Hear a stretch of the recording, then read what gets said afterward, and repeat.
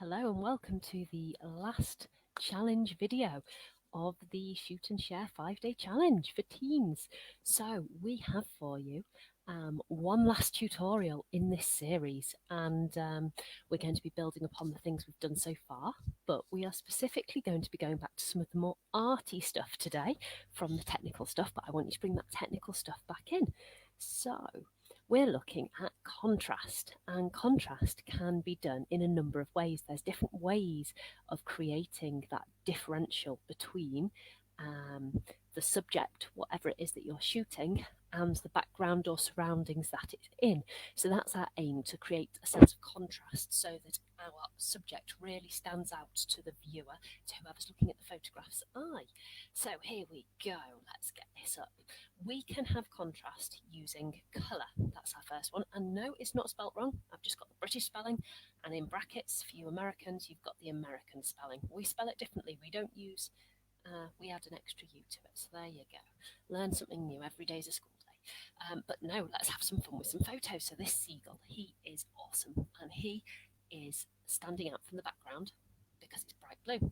Now, if he was against a background similar to my shirt or this wall behind me, then he, with his white and his greys and his feathers and his plumage, may not stand out as much. But because he's on bright blue, there's a real sense of a definition around the back of his head, around his beak, which is bright orange and blue on the colour wheel are very separate on opposite sides, warm and cool.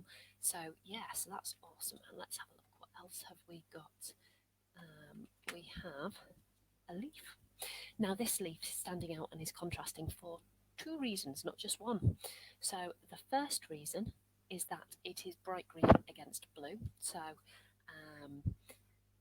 red, yellow and blue are primary colours. Green is a secondary colour between yellow and blue. So we've got that hint of yellow through the leaf, the green in the middle, and then the blue. So we've got that range of colours. But also light.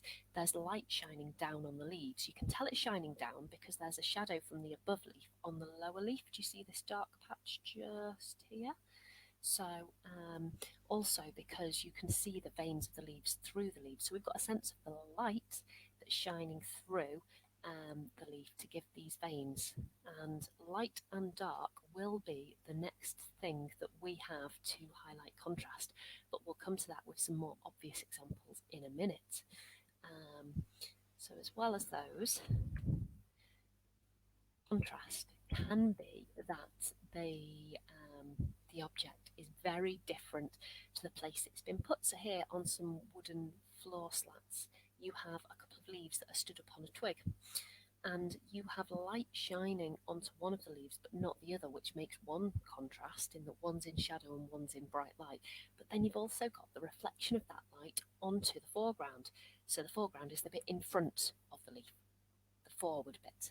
The background is at the back, the foreground is at the front, and the subject is in the middle in this photo. So the light that's shining on that leaf, can you see the shape and the outline of the leaf down here?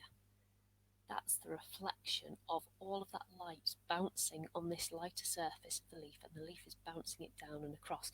So I can create shadow by using my hands to block the light. But you see this palm is shadowy. If I take the light from this hand, not enough differential. There you go. Okay, do you see how my cheek is sort of in shadow, but then if I bring my hand in closer, it starts to glow. So the light bouncing off my hand and onto my cheek just makes it that bit brighter, just enough. It's called what we call fill light. So you are seeing some of the back of this leaf here getting some fill light on just the front, this little bit where it's lighter yellow. That's fill light coming in, bending round. So we can play with light. Now you also get that sense of light and dark and colour standing out from a background with black. Now the reason it's black around these leaves is because the light is coming down really brightly. Now if you shine a light really brightly on something and you get the camera to expose for the bright spot, not for the majority of the picture that's in shadow, it's not exposed here for the bit behind the leaves. We can't see the stems and what's going on in these dark spaces. Josh, do you remember your picture of the dog? The light coming through the window was coming across the floor, and one of his legs was in it, and it was in such bright light that it disappeared and it just whited out. Now these leaves would have whited out if we'd focused on the darkness, because they'd have been too bright, but because we focused on the leaf, they are the right colour, and what happens instead is the darkness goes pitch black and you lose all sense of shadow in it. So depending on where you focus depends on if something goes really deep black or if something goes really bright white. If we focused on the background here, the leaves would go really bright white. So if we focused on the leaves here, the background goes really dark black, which can be seen here. We've exposed for the jacket and there's light reflecting off this yellow coat, but it means that all of the woodlands next to us, and even like her black trousers, because black doesn't reflect as much light, so it didn't take too much light as the only light thing in the photo for her bright yellow coats to reflect the light. And this means that you are able to see where the trees are, and you're able to see where the background, so the field that's still got the light in it, so the trees become silhouettes, but it's bounced off, so that yellow coat stands out a mile against a really dark backdrop. Light and shadow doesn't have to, contrast doesn't just have to be with colour for that light and dark. You can also do that with black and white photos. Some of your cameras may have a monochrome setting, or a black and white filter that you can use on a phone or on a camera. Sometimes under modes or settings you'll find either black and white or monochrome. In case you've not seen the word before, let's come over and pop that up on the screen for you. Monochrome. Black and white, or sometimes it's BW. So there's 3 versions that you can see. Monochrome, black and white, or sometimes it's just referred to as a BW mode. Now my phone seems to be being a bit, hopefully that wakes the video up a little bit more, because it looks like the internet's playing heebie-jeebies. I do apologise for that, but anyway, we will continue quickly. So we've looked at the black and white man, and let's look at the light and shadow in relation to rim lighting. Rim lighting is where the light comes around the rim or the edge of your subject and the light is behind it. So I'm here with the camera, then there's the dog, and then after the dog is the light. So the light is my hand just here, the dog is here, and the camera is me. And the thing is, because the dog is blocking the very direct, bright sort of the sun in the sky, you've just got the light cursing around. And that happens at golden hour, which is the hour before or after sunset. And you can do it in the middle of the day if you're in deep shade. So here in the woods, this could have been the middle of the day, but he's in the woods. And the light will only creep around where there is space. So like between his fur and stuff and around the edge, but also where it's quite thin. So like if you were to look through my hair, the light would come through that and highlight all of the strands. So that's rim lighting or backlighting that gives silhouettes. Now this is an interesting one. You can create contrast with old and new things. So this building here in the foreground, this is an old brick building with the intricate fascia, the intricate face work that it's done on the bricks.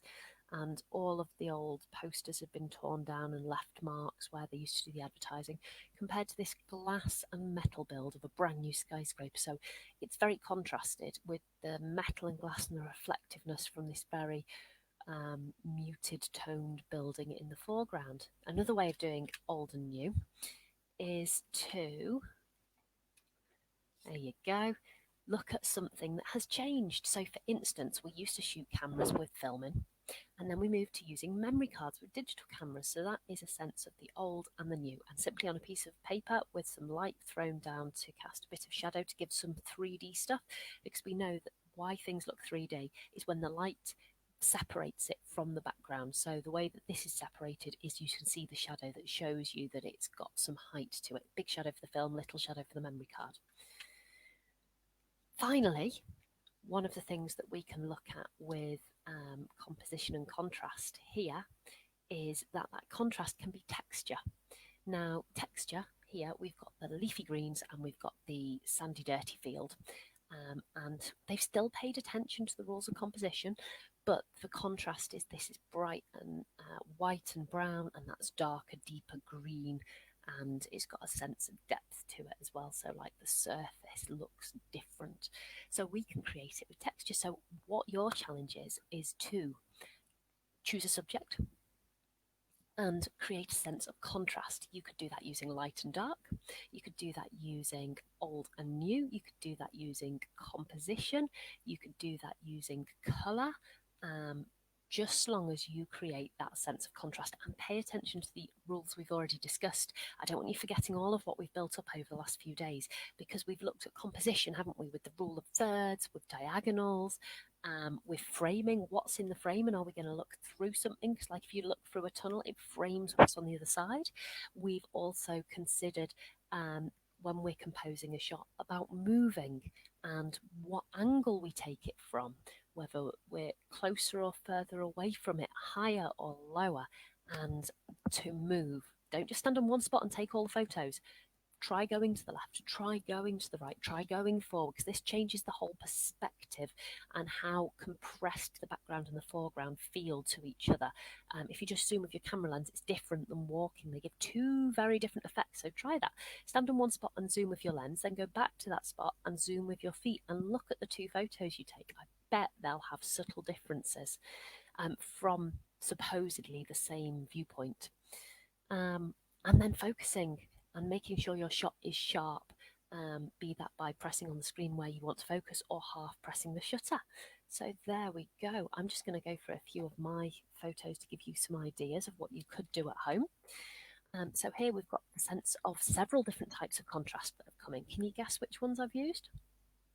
Well, what we have is we have a little bit, a tiny hint of old and new, because there's flower buds up here which haven't opened, and brilliant pink open flowers in the foreground, but that's so subtle you probably wouldn't pick up on it. We have light on this top left corner, bright sky moving to dark in the shadow of the bush. We have light and dark in that you've got the bright light on this side of the petals, and then you've got the shadow side on this side of the petals. And you've got colour, pink against green and blue. So you've got a few different options there. And this one is much more stark because its pink is drawing your eye in, but then you've got the green and yellow of the leaves, but then they're actually almost framed around the edge in that top right corner by the blown out sky, which means that the shape of the leaves, the sharp edginess of the leaves in the sort of middle of the picture across that middle band where the rose and the thorns are, have really a lot of distinction and shape. But then in the background, up in here in the top left, top right, where it's really bright white, you've only got the edges of them, and they look half the width, and they're really skinny and soft and fluffy almost, because the light has just taken the texture away. Same rose bush from a different perspective, with just green in the background to set it against, but lots of clumps of flowers, but not got the same amount of brightness, and you can see the light falling onto those flowers and creating darkness in the background of the foliage. So to take that one step further, do you remember the lily pad photo? Well, this one we've got the really dark background as we're looking into the hedge, and we've got the bright pink flower and the bright white flower in the foreground. So the light's hitting the front and I'm looking back into it, whereas the other ones I was looking up with the sky, and this one I'm looking into the hedge. And then finally, here we've got the smoothness of the big plated leaves against the tiny little frondiness of the flowers, and they are set against a much darker foliage in the background because the sun's falling on these ones and there's a lot more shade in the background. So share your photos, let us know what you think. If you can't get them uploaded to Facebook, which I would love you to be able to do, but not everybody can, then send me them to, as we've said before, to, come on mouse, tutor@lizziebiggs.co.uk. That's tutor@lizziebiggs.co.uk. And we will be able to get those uploaded and the points added up for you. Now, if you've had an amazing time and you are super keen to continue and you're really sad that this is the end, well, it's not quite the end. You've still got the one Zoom call tomorrow, Saturday, or today if you're only just watching the video, Saturday, and that is at the normal time of 7 p.m. and that's British time, so that makes it like 11 Pacific, 12 Pacific Mountain, 1 Central, 2 Eastern. And if you want to continue with us, there is the Shoot and Share Academy, which is relaunching on Thursday evenings, similar time to this, on a once a week basis. And we will have an hour and a half of tutorials with instant question and answers. We'll do the whole thing on Zoom for you. It will be like coming to a virtual club, and you will get set challenges. You will be able to go off and take the photos and come back while we're still on the call within that hour and a half, and we can discuss the results that you've got. You can either email photos in, or we could do a screen share thing, like we were doing on the Zoom call today, whereby you just get them up on your computer while we're chatting and you can share them with us live and we can discuss those photos. There will be an ongoing leaderboard, and we will be doing some awesome things in terms of focusing each month on a new subject matter. So we will cover the stuff that we just didn't have time to go into this time, like how to really use your camera, your phone, get the most of it, and not just let it tell you what photos it wants to take and you get frustrated that it's not doing it quite right. We will learn all the settings and we will get you to the point where you master them so that you can make the art, take the photos that you really want to take. So that will be something that your parents will need to talk about. So I've got 2 Zoom calls set up tomorrow, one 15 minutes before your chat. No. The times, just look on the website and on Facebook in the events, because my brain is slightly getting times confused and I don't want to make you think and turn up at the wrong time for the wrong time zones, and British time and so forth. Because I'll tell you, in British time, the first call will be before the younger ones Zoom call tomorrow, which means it's actually going to be at 5 p.m. And then the second call for the parents, if you can't make that, and that, because that's sort of daytime, morning, lunchtime, if you need an evening one for America, then it is 1 a.m. British time. So we'll be doing that with the parents from both groups, because it's covering the same F question and answer. And basically it goes, we will go into what will we be doing, how will it run, when will it be, what does it cost, will it work for my family if I've got a couple of different age kids or a few that want to join, and how do we join up, how do we sign up for that? So there you go. I hope you've had an amazing time. I have had so much fun working with you guys, and I can't wait to see your photos from this challenge. So just share them with me when you are ready. Take care and goodbye.